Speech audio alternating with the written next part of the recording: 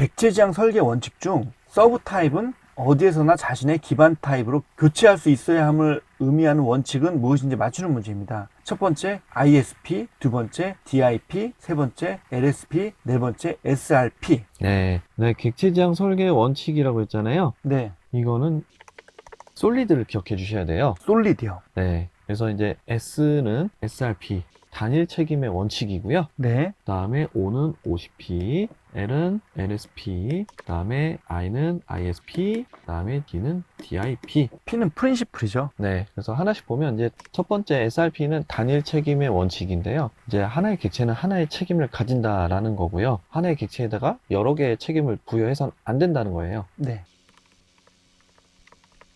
단일 책임 원칙이요. 네. 그리고 두 번째 OCP는 오픈 클로스드, 개방 폐쇄 원칙이고요. 개방, 폐쇄의 원칙이요. 네. 이제 객체를 만들 때 변경에는 닫혀 있고, 그 다음에 확장에는 열려 있는 거예요. 그래서 뭔가 기능을 추가할 때 보통 이제 객체 원래 클래스를 변경하지 말고 밑에다 상속받아서 뭔가 기능을 추가해라 이런 거죠. 다음 LSP는 리스코프 치하 원칙인데요. 리스코프 치환의 원칙이요. 네. 그래서 이 문제에서 나온 것처럼 서브 타입, 이제 상속받은 하위 클래스인데요. 이거는 어디에서나 자신의 기반 타입, 상위 클래스로 교체될 수 있어야 된다는 거예요. 네, 네, 문제에 나왔으니까 이 부분만 조금 더 말씀을 드려볼게요. 만약에 애니멀이라는 클래스가 있어요. 그리고 그 밑에 하위에 이제 자식 클래스가 되겠죠. 자식 클래스로 만약에 도그가 있고요. 그 다음에 뭐 새, 버드 이런 클래스가 있다고 해볼게요. 네, 그러면 이제 객체 선언할 때 보통은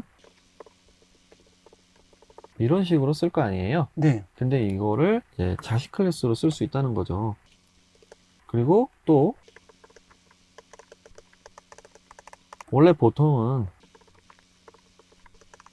이런 식으로 이제 객체를 생성할 거 아니에요. 네, 근데 지금 여기에 보시면 애니멀이라고 하는 건 이제 부모 클래스거든요. 이 부모 클래스, 즉 상위 클래스인데 이게 하위 클래스를 교체할 수 있다는 거죠. 네. 그게 LSP죠. 네. 그래서 답은 3번이 되고요. 그 다음에 ISP가 있는데 인터페이스 분리의 원칙이에요. 네, 인터페이스.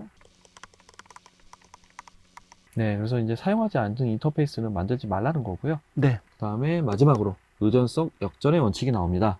의존성 역전의 원칙이요. 네, 그래서 Dependency Inversion Principle이에요. 그래서 실제 이제 사용 관계는 바뀌지 않고 추상을 매개로 해서 메시지를 주고받아서 이제 의존성이 역전되는 거를 DIP라고 합니다. 네, 그래서 답은 3번 LSP였습니다.